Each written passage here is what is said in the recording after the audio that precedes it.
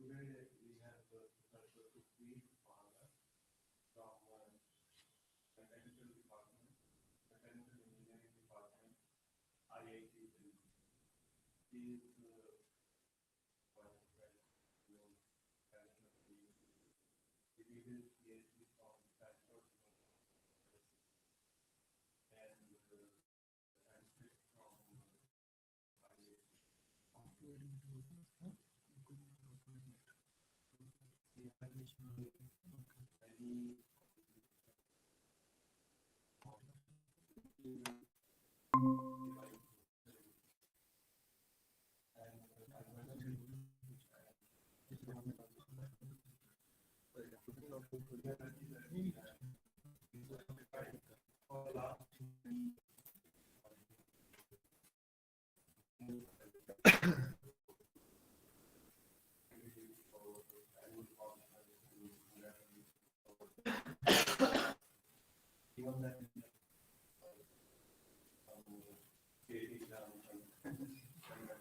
Then again next year, I was not even there and I couldn't even, and again I was again from Corona came and then again now Corona goes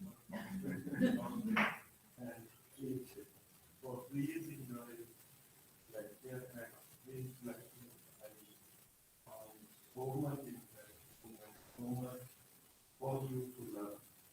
Hopefully you will Thank you for the introduction.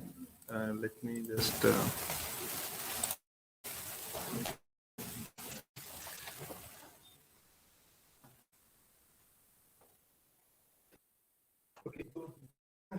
Thank you so much for the kind. And I was also looking forward to visit the university, but due to the various factors, it has been delayed for a few years, but here I am. So I'll be talking about modeling and simulation of electrophoresis. So in general, I work on microfluidics and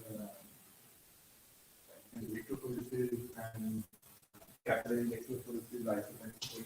Some things that we integrate onto microfluidic devices. So that's why I'm understanding in chemistry. It's more interdisciplinary students, as we were discussing with ma'am, that are able to appreciate it better because we deal so much with transport phenomena, mass transport. So, I mean, just I just want to say that some part of these bit mathematical, because when you have to model and do simulation, equations and boundary conditions and numerical methods are inevitable.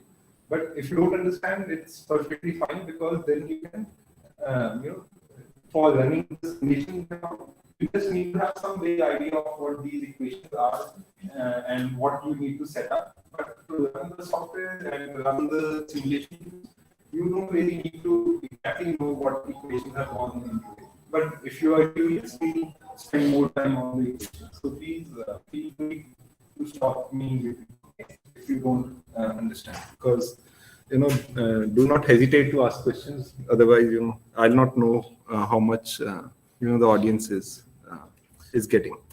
Okay, so so we'll start with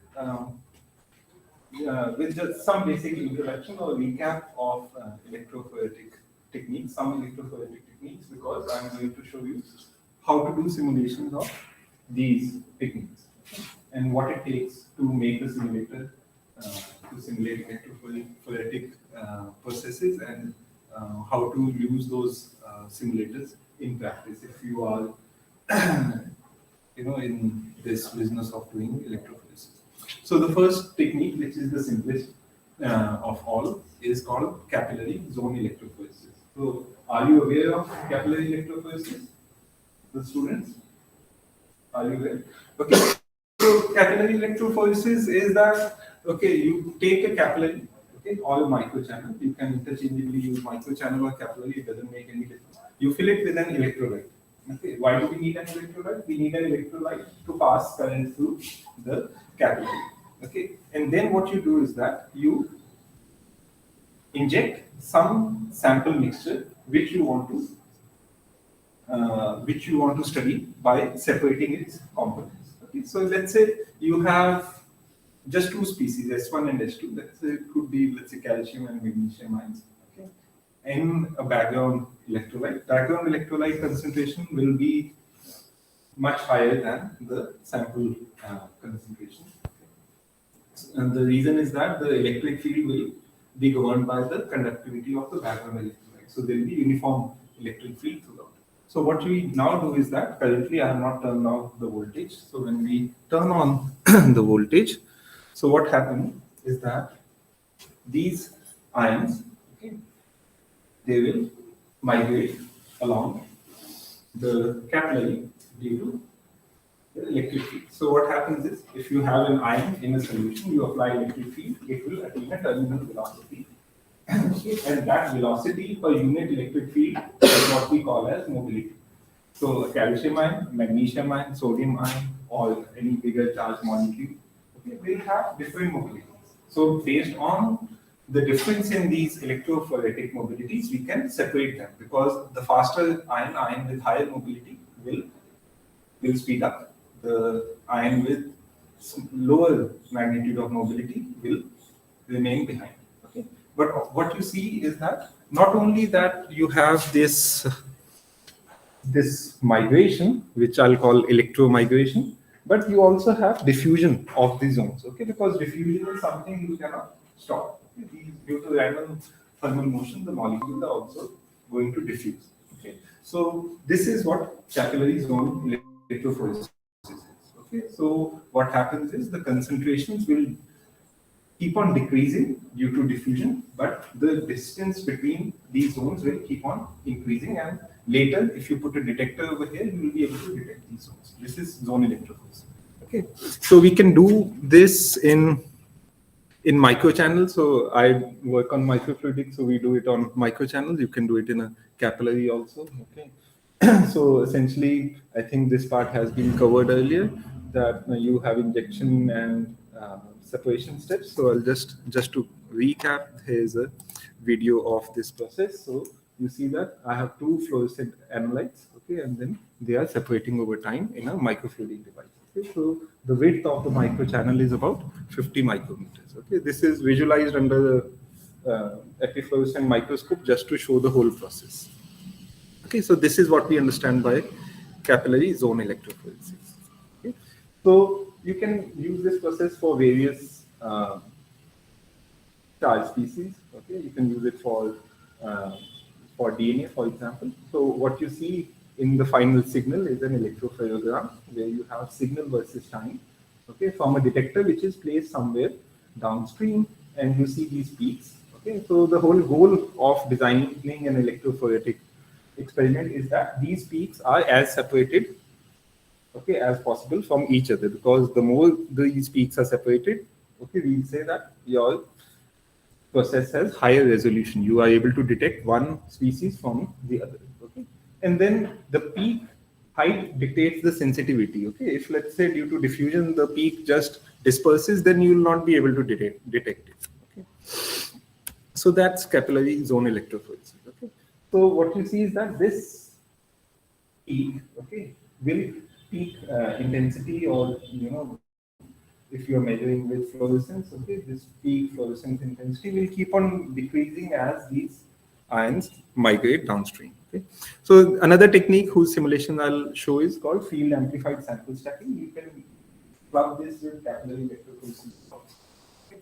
So unlike zone electrophoresis, the whole goal over here is that I have some sample, I want to stack it, and I want to increase its concentration. Okay, so what we do is, okay, unlike zone electrophoresis, now we have a gradient in conductivity. In zone electrophoresis, we have a uniform concentration of background electrolyte, and electric field was uniform throughout the channel. So now what I do is that, let's say one part of the channel, I fill it with a high conductivity solution. Okay? And one part, I fill it with a low conductivity solution. Okay? So from Ohm's law, okay, electric field is inversely proportional to the conductivity.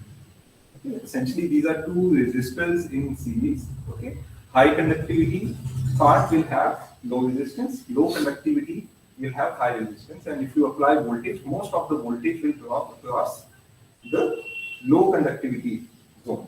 Okay, so the voltage drop will be higher. So voltage by the length of that zone is the field. The field will be higher. Okay, so you have high field over here, low field over here. Okay, so the speed of the ion is mobility times the electric field.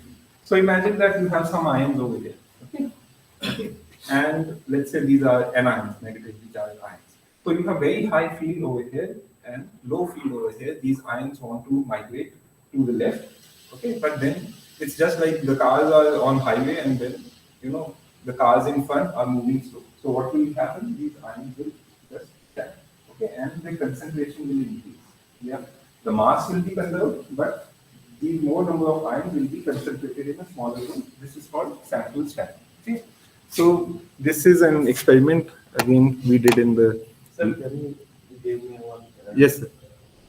High conducting electrolyte. So how do we change conductivity? Is that, let's say you have um,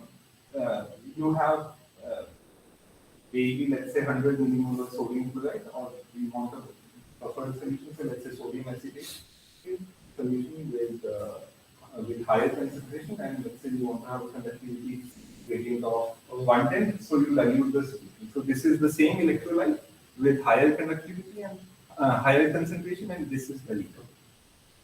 So it's the same. It's a good question, because later on we'll see ITP where the electrolytes are different. Here the electrolyte is the same, but the concentrations are different. That is how we change the conductivity. Okay, so what I'm showing is that I'm showing the same experiment. Okay, just shown in the picture over here. So you see that. Okay. Okay, so there's this faint fluorescence in this channel. Okay, that's because of these fluorescent ions. Okay, and those ions are stacking in at this boundary. So you see that fluorescence intensity has increased. Okay, okay. Ideally, okay, this zone will just or be almost stationary over here. But in this experiment, you see something is moving towards the zone is propagating towards the right. That's not because of the ions. The ions are moving towards the left. There is an electroosmotic flow.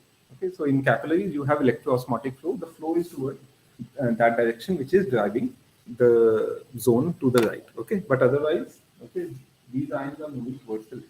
Okay, so what you can do is that you can now club this sample stacking and electrophoresis together. So if I do that together, then what happens is that, okay, I can first stack these ions and then separate them, so the sensitivity will improve because I have higher sensitivity to start with. Okay, so I'll show a simulation of that as well. Okay, is there any questions up till here? Okay, then another technique is ITP. After this simulation part, we have a separate, dedicated lecture on isotachophoresis. Uh, it's a very interesting technique. About, the physics is a bit more complicated, so you'll get some flavors from here, but then we'll discuss it in more detail after, after some time. So in ITT, what we do is that, unlike field amplified sample stacking, now we have two different electrolytes. Okay? So what we do is that, so let me explain the purpose of doing ITT. So the purpose of doing ITT is that, okay, not only you want to separate the ion species from a sample, but simultaneously I want to also preferably increase the concentration. Okay, so we can use this process for pre-concentration as well as separation. Okay, and unlike zone electrophoresis, the boundary here will be sharp and will not diffuse. Okay, so how to do that is that now we use a discontinuous electrolyte system. Okay. So in discontinuous electrolyte, one electrolyte is, let's say, leading electrolyte, another is trailing electrolyte. So consider this microchannel or capillary. Okay, most of it you fill it with a leading electrolyte. So what is the composition of a leading electrolyte? Leading electrolyte, let's say you are separating an ion, okay, negative charge ion. So leading electrolyte contains an ion which is faster than all the ions that you want to separate. Okay, for example, let's say you want to separate acetic acid, acetate, and let's say lactate ion. Okay. Then we choose Le ion as chloride. Okay. Chloride ion has very high mobility. Okay. Pe has an ion which has very low mobility. Okay, so recall mobility is the speed per unit electric field. So Te has very low mobility, Le has very high mobility. Okay. In between, there is Le and Pe zones. And by the way, Le doesn't have only negative ions. You need to have negative polarity. So you have a common counter ion, so positive. So typically, you can have, let's say, a mixture of, let's say HCl plus trace with the base. Okay, so you make an Le. Okay, your Te could be, let's say, some other weak weak acid and the base. Okay. So main thing is that if you want to separate light charged ions, okay, you need to have one ion over here, which is the LEN with higher mobility, and here you need to have ions which have low mobility. Okay. So now you see concentration versus X if I plot. Okay, initially you have the Le filling the channel, Pe zone on the back. Okay, in the middle you just put your sample that you want to analyze. Okay, let's say you want to have, let's say, some mixture where you have different ions. Okay, let's say acetate ion and lactate ion. Okay. So now what we do is that when we apply field, okay, if we do an experiment like this, and when we apply field, what's going to happen is that the two things that you note. Okay, so here these ions are mixed. Okay, now I apply field. Okay, so these ions will stack. Okay, their concentration is going to adapt. Okay, to a maximum value. Okay, it will form a plateau kind of a zone. Okay, if there's a large amount of sample. Okay, and these will be ordered by their electrophoretic mobility. S1 has high mobility, S2 has low mobility. Okay, and these zones are very sharp. Okay, they are sharp. They are not diffusing. Okay, as long as you apply electricity, these zones will be really sharp. Okay, okay, higher the amount of field you apply, higher will be the sharp. So unlike zone electrophoresis where these zones keep on diffusing, here the zones are like sharp. You have sharp boundaries. Okay, the concentration reaches a maximum level. Okay, and then these zones migrate at constant speed. Okay. So that's why we call this technique as isotachophoresis. Iso means same, tachophoresis means these are zones moving at the same speed. Okay, after this separation has been established. Okay, is that clear? So the goal is that okay, we need to choose these LE and TE properly so that we can have this separation process. Again, you put a detector over here, and as the zones pass, you can detect. So this is ITP. I'll spend more time on this later. Okay. So the idea is that these interfaces are very sharp. Okay. I mean, why this interface is very sharp? It's because let's say I consider this interface. Okay. So imagine that S1 ion, okay, is kicked into the high mobility zone, kicked in, in front or somehow enters the LE zone. Okay, but then it has very lower mobility than LE ion, so it finds in a zone where all other ions are moving in faster than the LE ion. So it goes back. Okay, if LE ion diffuses into this zone, okay, the analyte zone, then it finds itself in a region where all other ions are slower, so it goes in front. So this interface always remains sharp. Okay, so you can you can distinguish them into multiple modes. Okay? It's just that if you have sufficiently large amount of samples, then it will form a pattern. Its concentration will not increase above a limit. Okay, but vaguely this concentration is proportional to the LEI concentration. Okay, the physics dictates that the concentration is not going to increase. Okay, and if let's say this zone is very small, then you'll have a diffuse zone like a peak. So this is a typical isotechophoreogram. Okay, so here you can taken this picture from a paper, so you can measure the resistivity. Each of these zones has different conductivity. So you see that LE has low resistance, that means high conductivity, and then these are multiple ions which we are detecting the conductivity or resistance, and each of them have a different.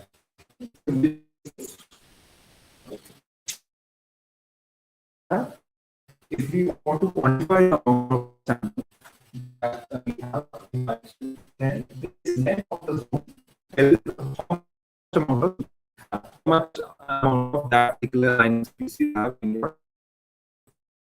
Okay. And then the ability to distinguish one species from the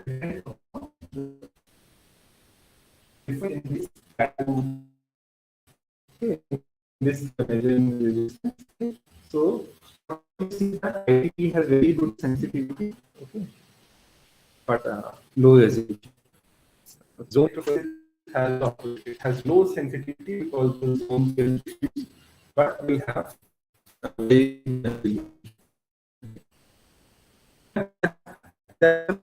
some basic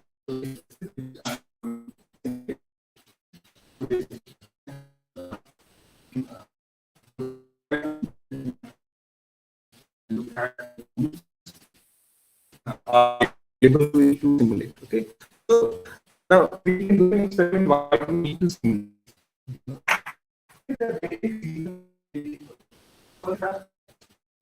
Most of the processes, for example, most of it is the NDE and the zones.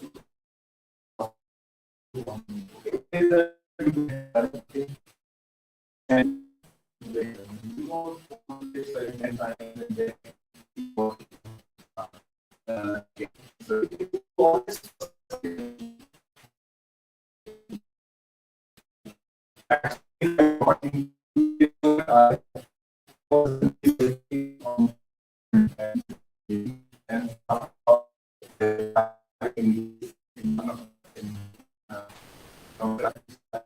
university, I found simulation.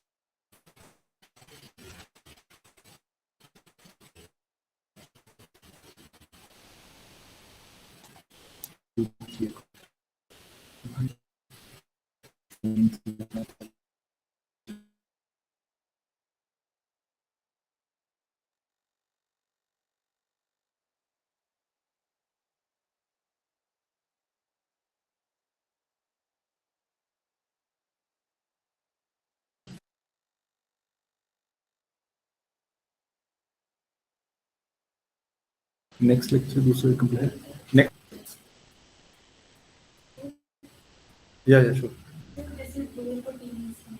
हाँ. हाँ.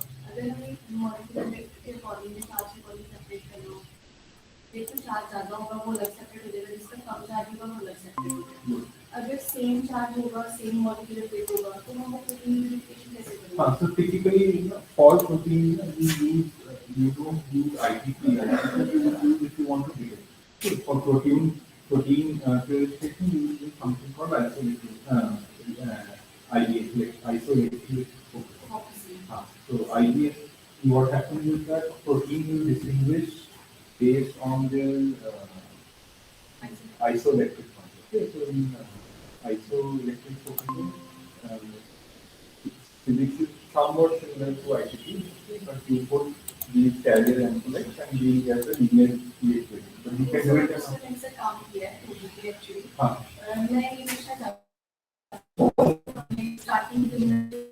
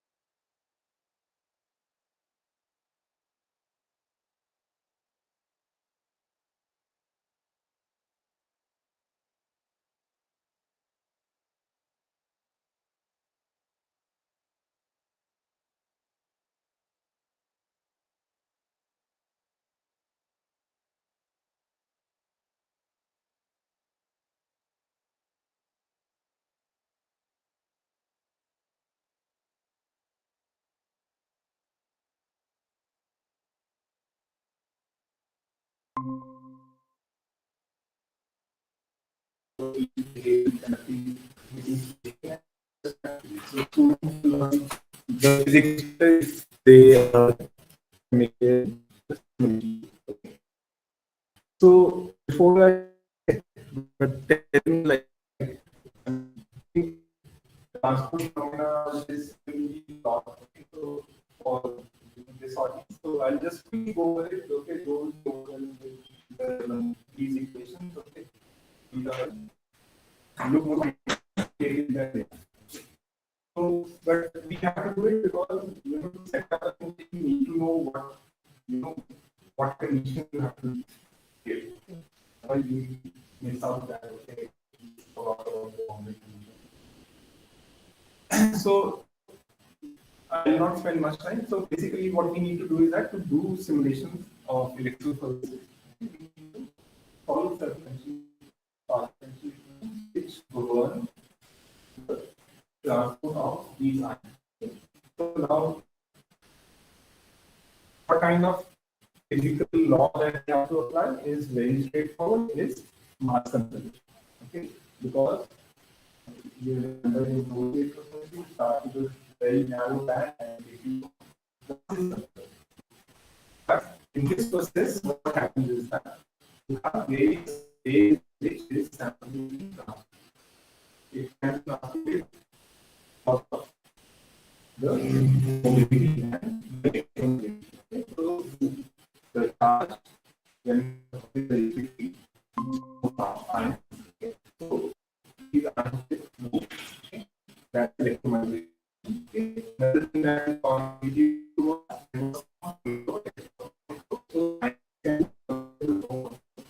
so imagine that there's some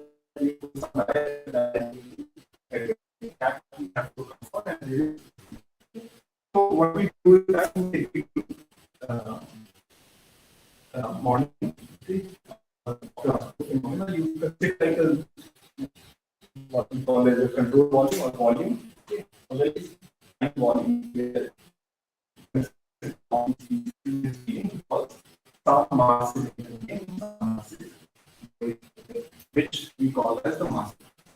Essentially, you have an equation like this.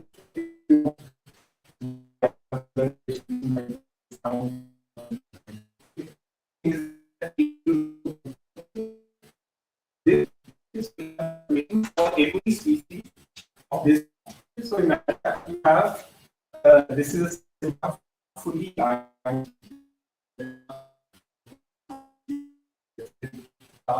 variants of plus one other species of and just the two species or three species all have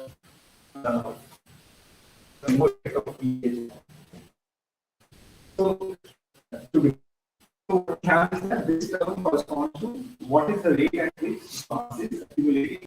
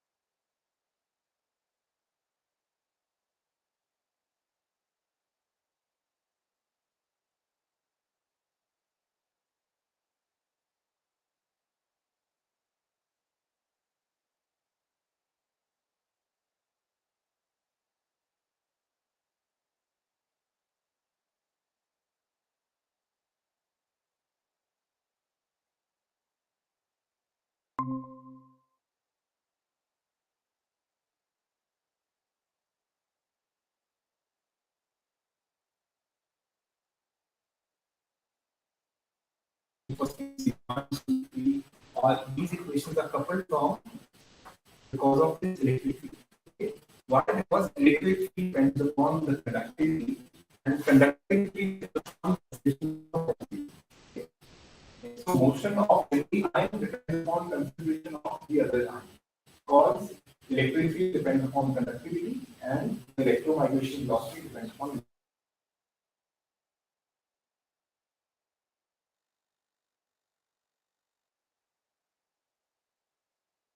energy, which gives various. This is for fully ionized species. Okay, if you want to discuss these equations later on, I can help you later on. Okay, but then what happens is that we don't have fully ionized species, okay, in any of the experiments. Okay. Typical experiments, you will have these acid-base dissociation reactions going on all the time. So you have sodium dissociating in sodium hydroxide dissociating sodium ion hydroxide ions. Okay, you have acetic acid in acetate. Okay, and you have sometimes you have univariant species. For example, acetate will have -1 variance. Okay, over here. Okay, but then let's say you have phosphoric acid, then there are various ionization states and this species can. Okay, so only thing that changes, okay, when we model weak electrolytes, that is electrolytes that we have in practice, is that we also have to solve for acid-base equilibrium. Okay, so the point is that the ions move at relatively slow speed, or we can say ions migrate at a time scale which is much larger than the time scale at which this chemical equilibrium is established. Okay, so at every point we assume there is acid-base equilibrium. So now, okay, again some equations, but what we do is that, so earlier we said, okay, C is concentration of these ionic species which was fully ionized. Okay, now we solve for the total concentration. Okay, some more equations, but okay, we solve for the total analytical concentration. Okay, and where you have, let's say, if you let's say simply, okay, let's say you consider acetic acid. Okay, so what we know is that what is the total amount of concentration we have of acetic acid. We don't know how much is in ionized form, how much is in the non-ionized form. Okay, so we solve for all the total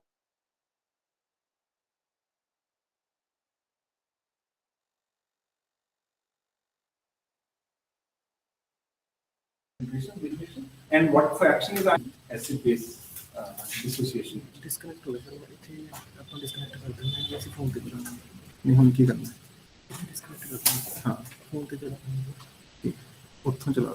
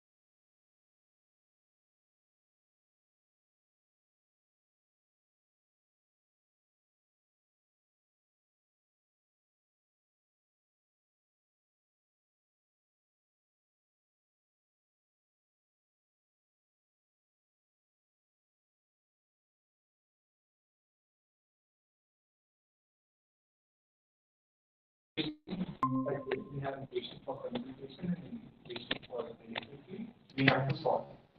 Okay. So why I'm giving some information about the numerical method because the solver or the simulator task is going to ask which solver you want to have some vague idea, some idea okay, which is better than the other. So what you do is that how to solve this equation. Okay. That you see in any numerical method, let's say I have a capital I,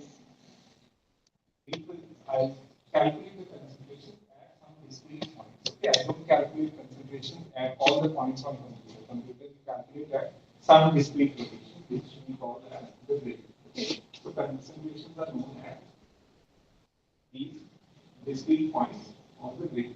Okay. So at knowing concentrations at these grid points, we need to calculate these derivatives. The way to do it is we do numerically. There are various schemes. Okay, all you need to know is that what is the mean distance. Okay, so imagine that you want to calculate the derivative. You all know what is derivative. It's slope, right, of a function. So if I know the value of this function at this point and this point, I can take the difference and divide by the distance and get the slope. Okay, so that's called the argument method.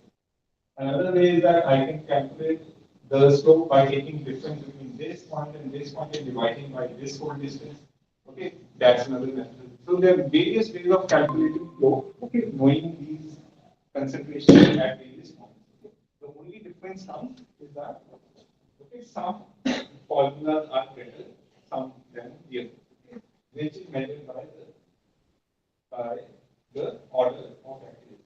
So some method, okay, let's say this one scheme is called upwind, it's called first order scheme. If someone says I use the second order scheme, okay, it's better, okay, and uh, third order, fourth order, sixth order, higher the order, it is better. Okay, what is order is that if I reduce the see if I reduce this grid spacing, I will get a more accurate representation of the system. If you have large number of grid points where concentration is defined, it is getting closer to the reality. Okay. Okay. What this says is that if you have a first order scheme and you reduce the grid spacing between two grid points by half, your error reduces by half. Okay. Second order means if you reduce the grid spacing by half, okay, your error reduces by 4 times. Okay. So it's called like second power of the district. Okay, so some schemes are 6 order, which is a very effective. Okay. So thumb rule is that okay, if you have a higher order schemes, it has better accuracy. Okay, but its stability is low. It's difficult to run a simulation with that. Okay. If you have a lower order scheme, the simulation is easier to run and it's stable. Okay, but then the solution is inaccurate. So you want to see which scheme you want. Then once we discretize in X direction, you get some set of ODs. Okay, I'm going to skip this. And then these ODs we solve using some time integration. Some simulators will do allow you to adapt the grid also. So, for example, in IDP you have these sharp gradients. Some simulators will allow you to move these grid points to the region where you have sharp gradients, because where you have concentration gradients, you need larger grid points to represent that. Okay, where you have a straight line, you can have very few grid points which are far away. So that's called adaptive way of moving. So some simulators will allow you. So that's all you need to know about how these simulators are constructed. Okay, of course, there's a lot of programming and all that goes into it. But essentially, what you need to do a simulation is that you need to define some initial conditions and the boundary conditions. The point is that you don't simulate, everything. Okay, you simulate, one category. Okay, where you have to define what is at the inlet, what is at the outlet. Okay, and then you need to tell what is the initial condition, what are the concentration and everything at the initial state from where it will start falling. Okay. So what you need to give is you need to give the initial concentrations, you need to give the concentrations or some information about the boundaries. Okay. You need to give the mobility, you need to give the acid dissociation rates. Okay. Is that it? Okay. So practically, in practice, this is what you need.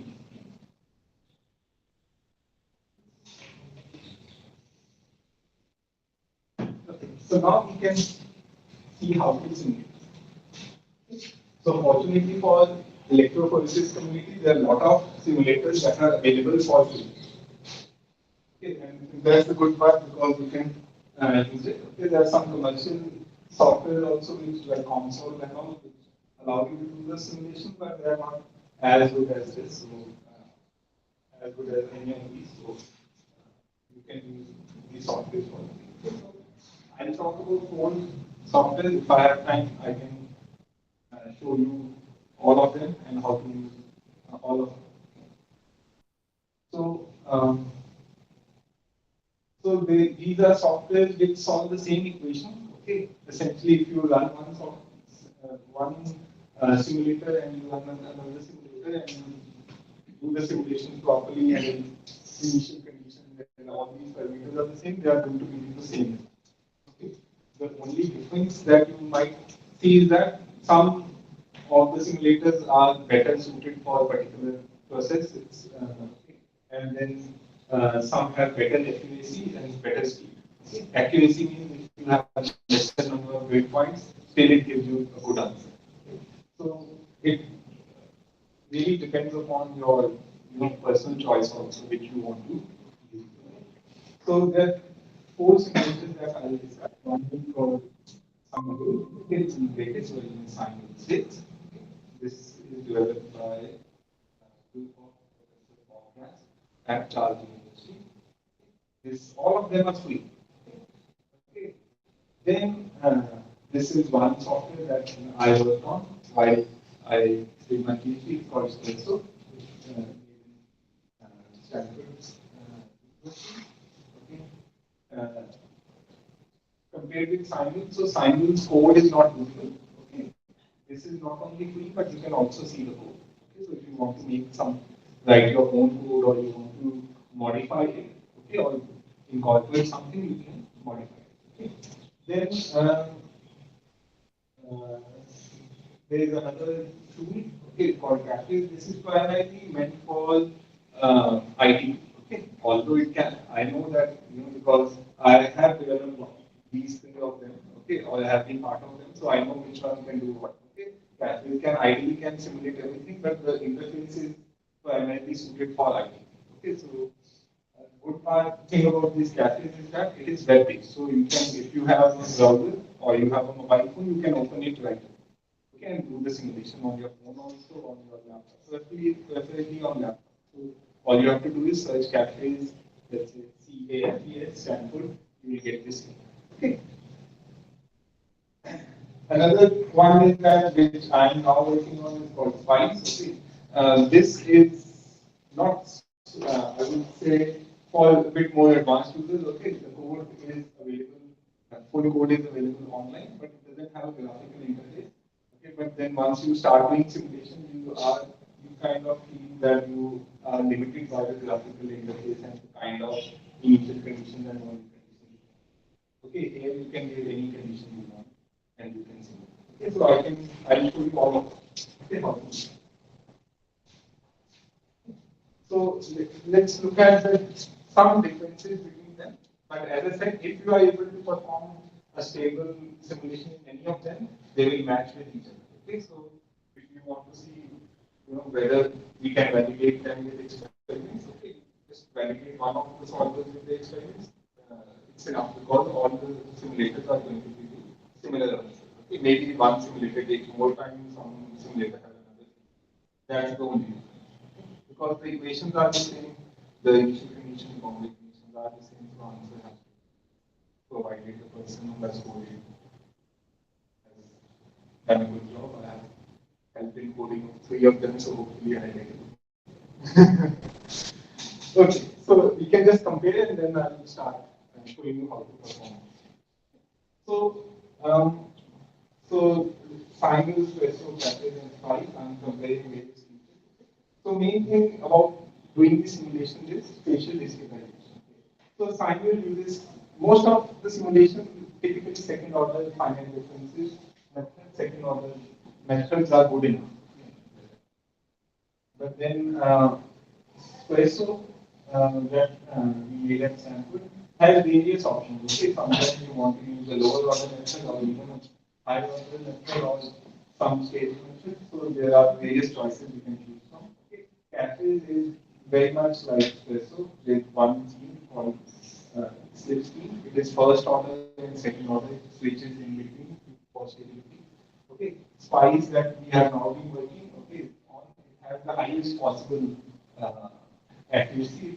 The more advanced method called the pseudo-spectral method. So it doesn't have like order of accuracy, it has like exponential accuracy, extremely accurate. But if you have sufficient breakpoints, all of them will be accurate. But this allows you to do it in lesser amount. So time integration, all of them have four models, they are almost same. Espresso and Spice allow you to modify, to move the grids also. So that means, let's say if you have 100 grid points, because the more number of grid points you have, more computation cost you're going to pay for. Okay, computation cost means you need to spend more computing. Okay. So if you have 100 grid points, it will move the grid points automatically to the region where the concentration will be. Okay. That allows you to simulate this. Cross-sectional variation is how small cross-sectional variation you can calculate in Espresso. For a new user, these things are more important actually. Okay, so Simul you can use on any operating system. Simul 6, it is now Espresso also you can use on any OS. Okay, but it's MATLAB based. On Windows you can run without MATLAB. Otherwise you need MATLAB. Okay, so that's why we started developing this Python based, which is free. Cafes is the easiest one to start with because it is web. It's written in JavaScript, so you just download it and then you don't even need it on your browser. It doesn't run on any server. So we can get started with these simulations. So let's get started.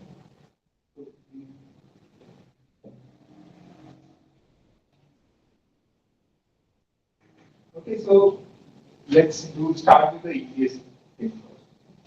So if this is this cafe software simulation, it's available on internet for free. So you just have to search for this cafe and Stanford.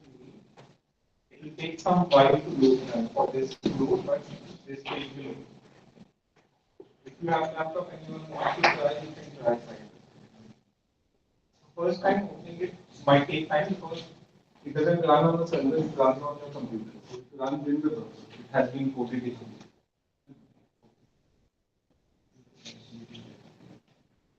So we can have similar formulas for HPLC because the nature of equations those are similar and numerical methods are similar. Okay. So you can't directly use these because there you need absorption isotherm and all that. Those are not integrated in here. But I'm not sure if those about HPLC whether tools are available. But if you think that you want to develop, you can easily go. So right, equations and all are the same. They're similar. The behavior is also similar. So the nature of equations like kind of solutions that you get in ICT are kind of like sharp currents, electromagnetic situations. Those things also we get in HPLC. In fact, the equations of electrophoresis, like when people started analyzing mathematically, most of them, that kind of equation, technically called hyperbolic differential partial differential equations, are already studied for HPLC. Okay, were you able to open? Huh? Did you get your link? No, you can use your phone. You can open on your phone. No, no. It runs on browser. It doesn't matter on which OS it works. Okay, I'm using Linux. Okay, also, I like the code, but you can use any other. Even on Android, it will work.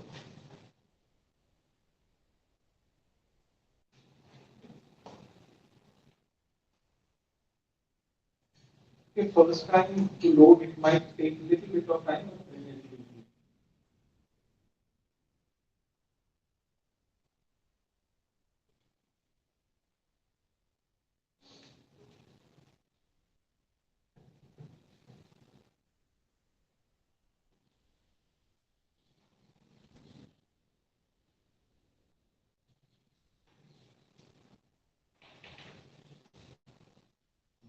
You are able to open? Yeah? Okay. Okay, so let's see what you need to simulate. So when you open this software, um, one example is already, to begin with, this example is already there. We can modify it, okay, to see how this works. Okay, so package is mostly for ITP. Okay, it's not that it cannot simulate other things. Okay, this user interface is suited for ITP. So let's see how to do an ITP simulation. Okay. So what this solver asks you is, okay, is that okay? Let's go step by step. Okay, it says simulation time. How long you want to simulate? Okay, so the experiment is, let's say, for 50 seconds. 50 seconds is the physical time, not the time it's going to take on the computer. Steps per plot is just at what rate you want to plot. Numerics is you have to always choose the number of frames. Okay, so I'll show you what happens if you choose less number of frame points. By default, it says 1000. It is pretty higher. These things you need not change. So now, okay, when you want to do an ITP experiment, what you will do in practice, okay, just think like that. Okay, you take a channel, micro channel or a capillary. Okay, so you need to define the domain. So here the domain is 40 millimeters. 4 centimeters mostly we're talking about a micro. Okay. You need to get the current and the cross sectional area. Okay. Basically, it just needs current density, it just needs ratio. So whatever you want, you just do the experiment, estimation and transfer. Now, okay, you need to give the initial condition. So the initial condition is that okay, for ITP, what do you need? You need LE, leading electrolyte, trailing electrolyte, and some analytes. Okay. So leading electrolyte consists of leading electrolyte ion, Le ion, okay, and a counter line. The counter line is, let's say, in this case, we are trying to separate acidic species, acidic acid and some other acid. Okay. So you have, we take HCl as the Le ion. Okay. Also, you are not HCl actually. Chloride will be the ion. HCl will dissociate into H plus and Cl minus. Okay, chloride is the leading electrolyte. Okay. So let's see how this. So HCl I want to have over here. Okay. So this is HCl. So I say that okay, I need a plateau on the right hand side. Its initial concentration is 100. Okay, and it is injected at this point, 12. So if I choose this, this will be the plateau for HCl. Okay. This is the initial condition. So if you modify this, okay, if you modify this, the initial condition. So this concentration has changed.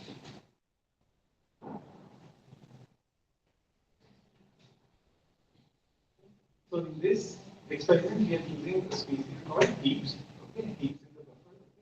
Heaps as the heap. Okay. Why do we use? We typically try to use weak uh, acids as heat for the mobility will be okay, because only part of that will be acid. Okay. So heaps is a plateau on the left hand side. So this left right P uniform just tells you where to place the initial these species. So heaps is over here in orange color. Okay. And then I have trace. Okay, trace is the counter line. It's a base. Okay, it's everywhere. Okay, so essentially in experiment, what will happen is you will have any consisting of HCl plus trace. Let's say T is heaps plus trace. Okay, so in simulation initially there is trace everywhere. Okay, and then we have two analytes which are injected as a peak over here. So you can play around with this part and you can define any initial condition. On the right hand side, you have these mobilities and variances. Okay, if you don't have these values from literature, there is this table where you can choose these properties. So I'll modify and show you. You can quickly modify this basic. So what you need is you need, okay, the domain length, you need the current density, okay, that is current and the cross sectional area, how long you want to simulate, what species and where they are placed. Okay, so this is my initial condition at 0. Okay. So this is my background, this is the background, this is my LE ion, this is the TE ion, and these are some two analytes we want to. So let's see what happens when I. So all these ions are going to migrate towards the right, okay? And they are going through a transient phase, but you see that this red and green color zones were initially mixed, but now they are separating. They are not fully separated as of now. This some transient going on, okay? After a while, they will get fully separated into distinct zones. Okay? So we simulated an ITV process just on backgrounds.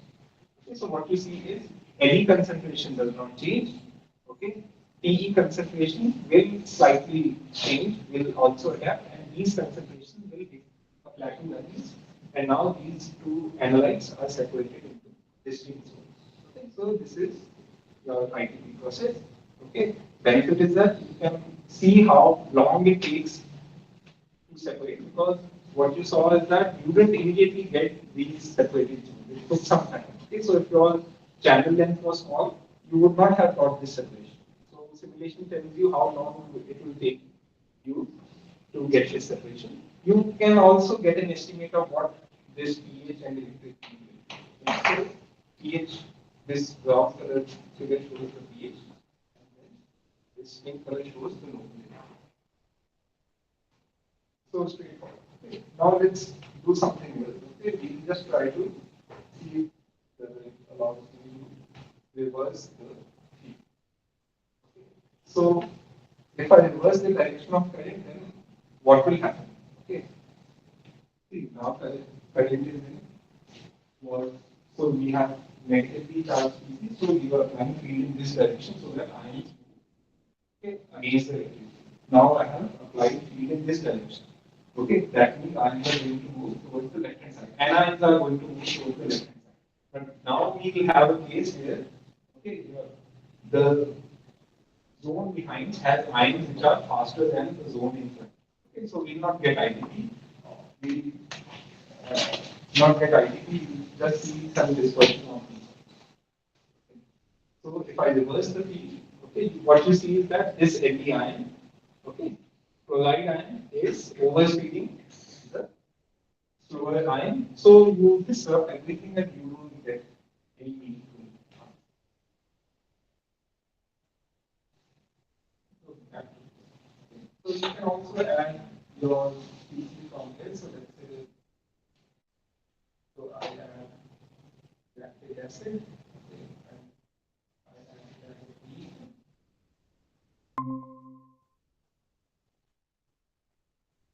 So I have a third species now.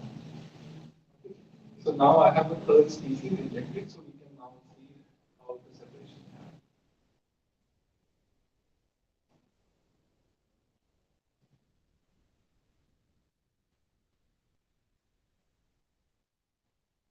So the more number of species are, the initial transients are relatively complicated, okay, because separation might take some time. Okay. We don't have to travel a certain distance until separation. Okay, so that's why simulations are so beneficial. You don't always have to do an experiment to simulate. Okay.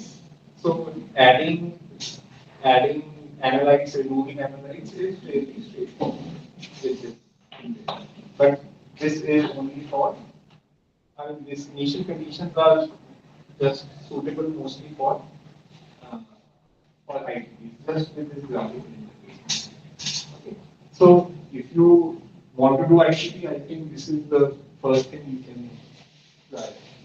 It's fairly straightforward. You can open on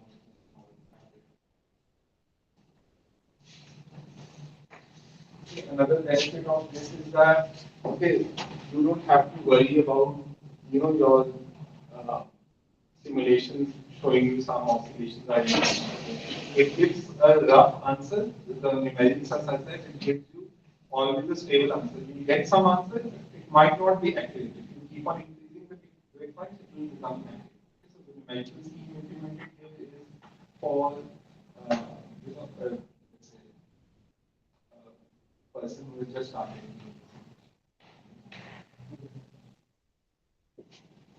Look at this. So can we any doubts about this? So okay, similarly there are other simulations. Let me show you one more. Okay,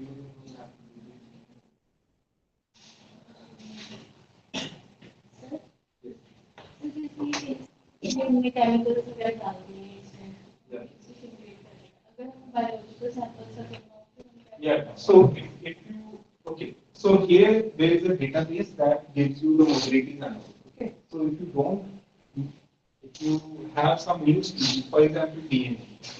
So DNA will have different mobility based on the seeding matrix you have. So then you need to know the values of mobility. Unless you know mobility, you cannot solve. database You will either have to get that data from some published article or you have to do your own experiments. Okay, so the easiest experiment to get the mobility is to be categorized. But again, for different species, it depends on the medium and across temperature. It depends on for small ions, seeding matrices. Same proteins ना जो अलग proteins के लिए डाल के हम simulate करके देख सकते हैं पहले कौन सा प्रोटीन आएगा So the data. See, what you simulator doesn't care about the needs. Simulator needs mobility and all these. So there are articles on how to estimate protein mobility knowing the sequence of proteins. Okay, because uh, for proteins it's a bit more complicated because of the structures. the all depends on mobility Yeah. So this set of equations just need the mobility and the pK. But again, I said like if you are working with protein, then doing isoelectric focusing. Another way is that you keep on choosing these LD and TE. If you want to do ITs, for example, you use that leading electrolyte, which has very high mobility, and TE with very low mobility. So when we used to do experiments, we had some rough idea, okay? And then you will see, okay, the focusing that is taking place, then you reduce the LD mobility. So you get some vague idea that mobility is between this LD and TE. और अगर इसे नहीं idea तो फिर So that is hit and run, right? So you see this focusing like one with you start with a very low mobility TE, okay, and then you see okay, I am getting focusing, so you know okay, this TE works. Let's try another one. If it doesn't work, then you know okay, this mobility must be lower than that. Typically, you can when I teach ITP, you can tune the mobility of LDT by choosing the counter line so that you can get very high mobility and very low mobility. So you can ideally, if you just want to reconcentrate something in ITP, you can do it.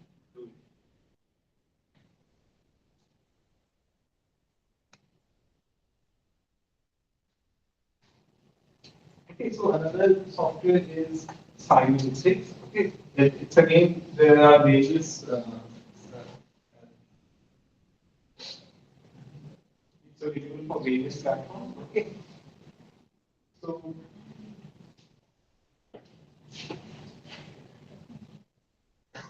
again asks for the same information. Okay, essentially it's solving the same equation, asks for the same information, only the format in which you have to specify the initial condition and boundary condition is different. Okay. So what you see over here, you have a magnetic capillary diameter. Okay, so much for I don't know number of breakpoints. Okay, you want to do the experiment at constant voltage or constant current. Okay, all these things are same in the other simulator. Okay. Only thing different is how to generate those initial conditions. So if you maybe we can simulate some other process now. Okay. So what we can do? Zone electrophoresis. So, what do you need for zone electrophoresis? Okay, so how you specify the initial condition in this is that you first choose your species and then it splits the capillary into multiple segments and you can define concentrations in those segments. So that's just a way of giving initial condition. So let's see. So tell me now that what do you need for zone electrophoresis? Capillary zone electrophoresis. What is required? First, you need a background electrolyte. Okay. So any choice of background electrolyte? You can search there. So I will always like have a well buffered system. So let's say how can you create buffer? Let's say you have a strong acid and a weak base or weak acid and strong. So let's say I so I do hydrochloric acid and I want it throughout the segment, throughout the capillary. So I just take one segment that means it's throughout the capillary. It's let's say concentration. Just keep it high okay, so that so 100 millimolar is the concentration of hydrochloric acid. Then I need a weak base. I can use trace.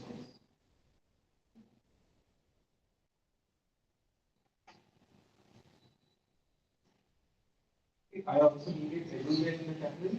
So if I take twice the concentration of trace, then the strong acid, then the pH will be equal to the pK. Okay. So if I do initial state,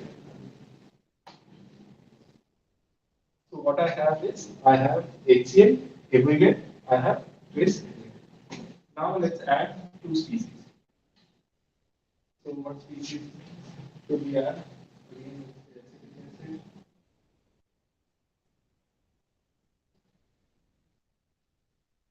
Okay. So okay, so I want very narrow zone of the sample, somewhere over here. So what I will do is that I'll just have three segments. Okay, these are just the ratios. Okay, so let's say three and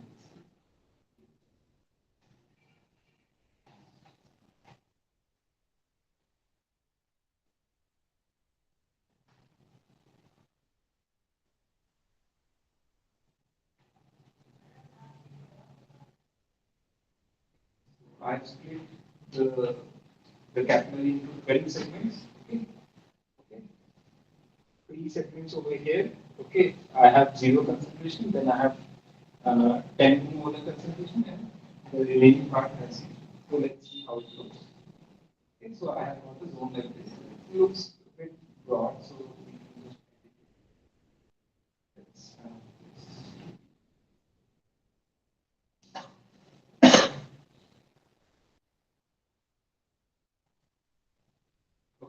Okay, so let me just make this.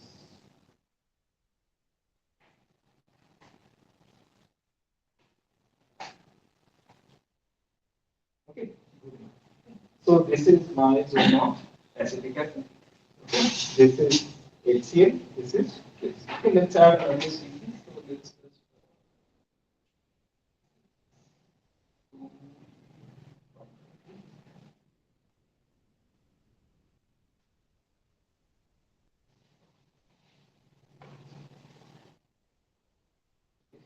any what do we take?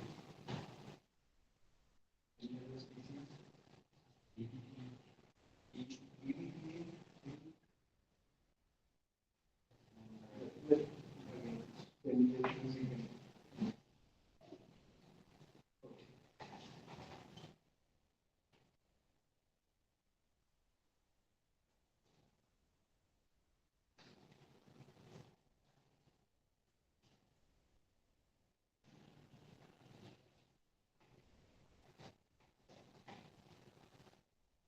Okay. Okay, so our initial conditions are set. Okay, I have a background electrolyte. I have a sample which consists of acetic acid and nitric acid. Okay. So now we need to run. So we need to also see where the voltage is applied. So okay, I have to run apply the voltage in the wrong direction, so I'll just change the direction. Okay. So now you see that okay, these two species are now separate.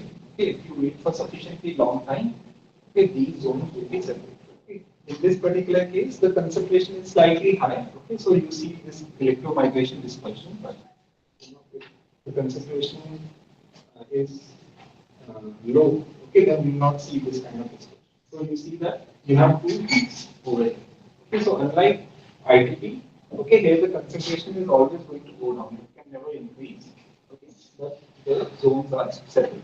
So you can very quickly set up these kind of simulation. Okay. Hopefully, I have some experience, so I can choose the values quickly and do it. But then with practice, okay, half a day of practice, anyone can set up these simulations because you don't really need to know what equations are have gone into it. If you can do calculations or these electrophoresis experiments, you know what conditions it is. Is that fine? So this is Simon. Okay. You can do uh, any simulation in Simon. Let's say. Okay. So most of these solvers have one inbuilt condition that these concentrations at the ends are fixed. But you might have a condition, for example, in isoelectric focusing where you are doing it in a cell, where there is no mass that leaves from the form. So spice allows you to do that. Okay, so this is cycling. Then we look at another simulator. I have to open my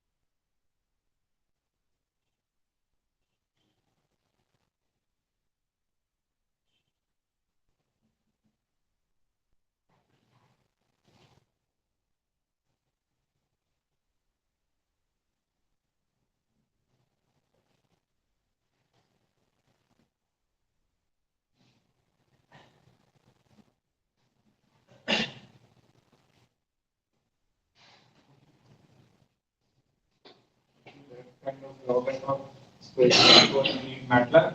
If you don't have MATLAB, I'm learning my institute license, so that's why. Let's see. Yeah. Okay, so what you need to do is that on Windows you can there's a site which tells you how to run the software. Okay, I'm using some Linux based, but it also you can run the software through MATLAB. So again, this has a graphical interface. It comes with some examples of those. So you can set the initial conditions and everything over here. These are being familiar conditions. Okay, what you can do is that you can also choose the the font is small, but you can choose the various numerical schemes and all over here. So let me just show you how this works. So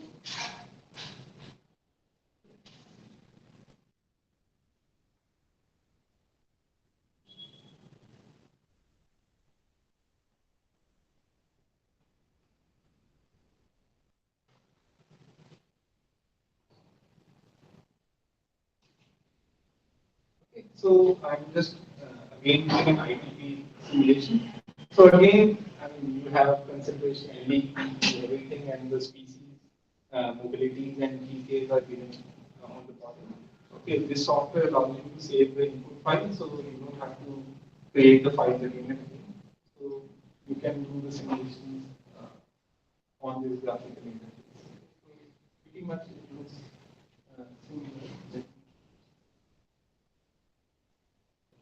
Okay. Only difference that seems over here is that you see that okay, this software okay, there are more number of breakpoints okay near the zone than over here. Okay, if you can see.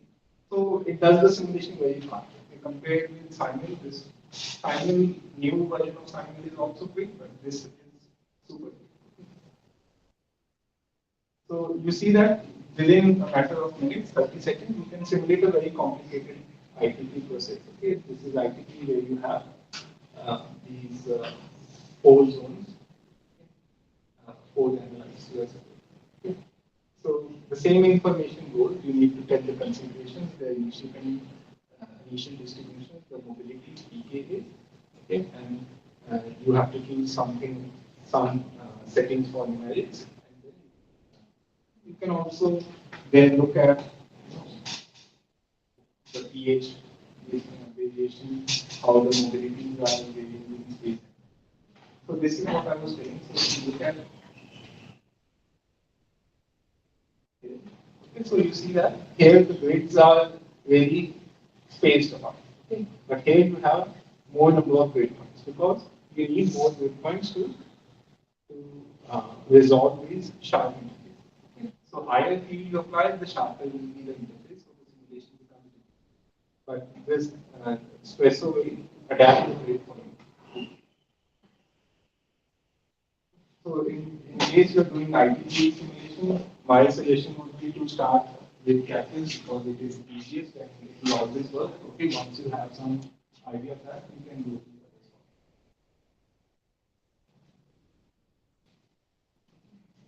So this is about espresso. Okay, if you have some other requirements, you can discuss those also.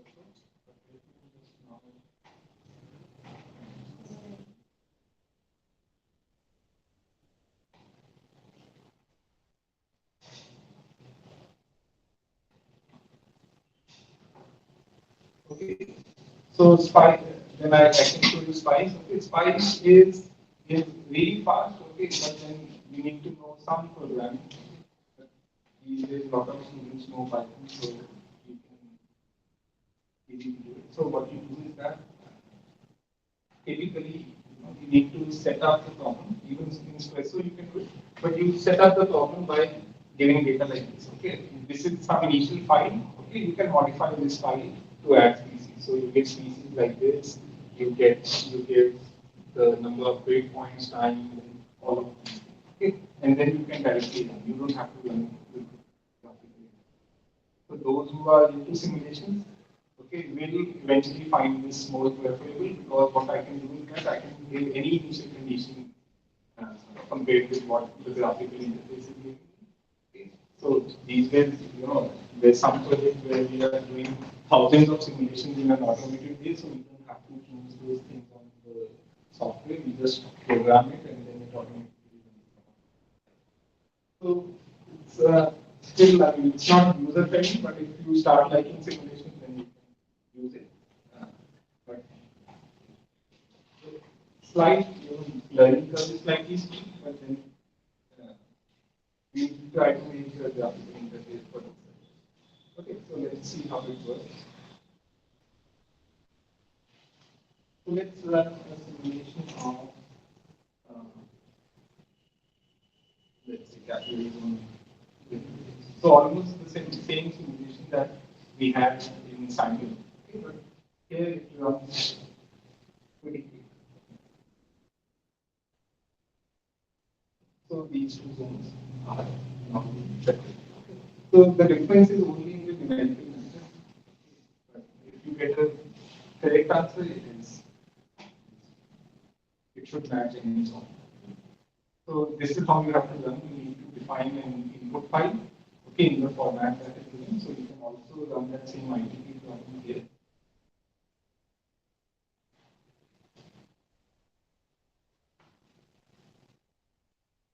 So again, this is the ITP simulation. So you have LETE and you have these analytes which are separated into distinct zones. This is the same problem I showed you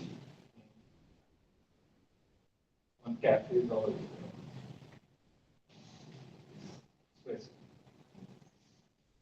the difference in the method is that, okay, in cafes, if you do the simulation, sometimes you will find that these zones are a bit broad because the numerical scheme is not accurate.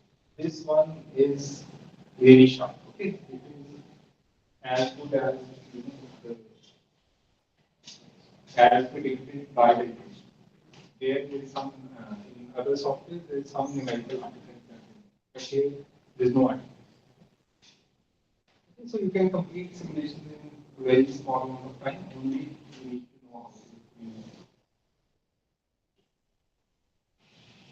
Okay, so let me just wrap up this. I will show you some more simulations. What are we doing there? Okay, so electrophoresis used in ITT also means seen. Let's look at sample stack. So in sample stacking, what we do is this is again electrophoresis experiment. Only difference is that I have a gradient in the conductivity of the background electrolyte. So I have in this case, what I have is I have a background electrolyte, but my sample has zero conductivity. So what you will see is that my sample is present over here. Okay, this sample concentration is going to increase, and then it is going to settle. Okay, so we are trying to increase the center. So certainly, planning such an experiment could be challenging, but simulation allows you to do it in a easier manner. Okay. So the sample was at low concentration, okay, but now the concentration has increased approximately by the amount of approximately by the factor of this conductivity gradient. Okay. And now with these increased concentration, these samples are separated. Okay. So that's this sample stacking. So you can do such kind of simulation.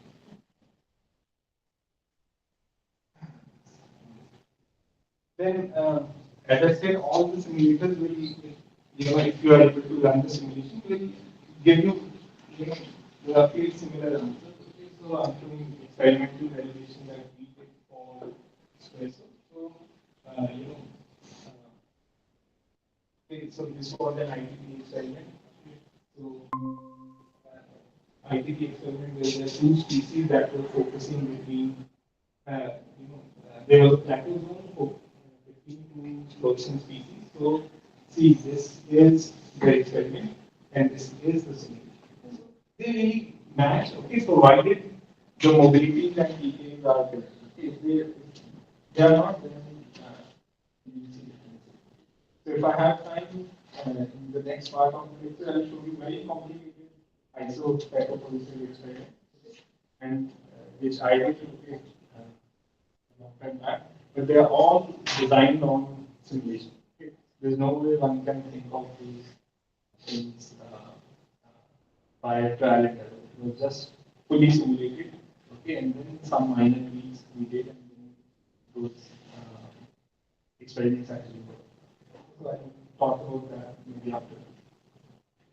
Yeah, so that's about the simulation. Um, I'll be available after the lecture also, after the lecture after 5 p.m. But if you want to have some questions, you can take questions. Neutral, so uh, again, you need to have a model for the mobility. So if those I am not working on it, but if you have a model for mobility, say the electrical the metaphor, then you can incorporate that. Only thing is that the equation needs to move. Maybe the reaction rate. I'm not really sure. I think the reaction will be fast enough. You can incorporate. So the various things we've not touched upon, like protein mobility, how to model protein mobility, there is mobility that mobility not only depends upon the pH, it also depends on what you want ion strength, you want to predict 5 and also that.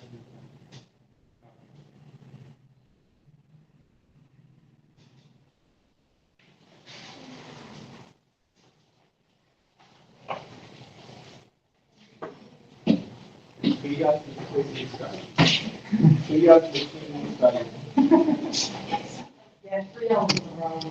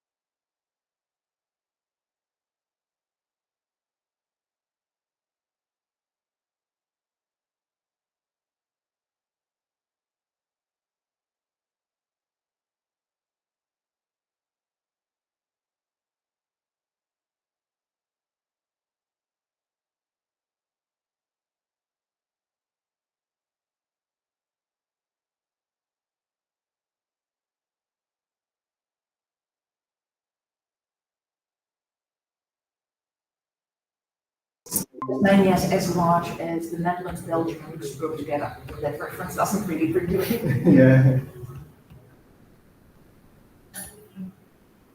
So you were working with him in his lab? We worked for a long time together,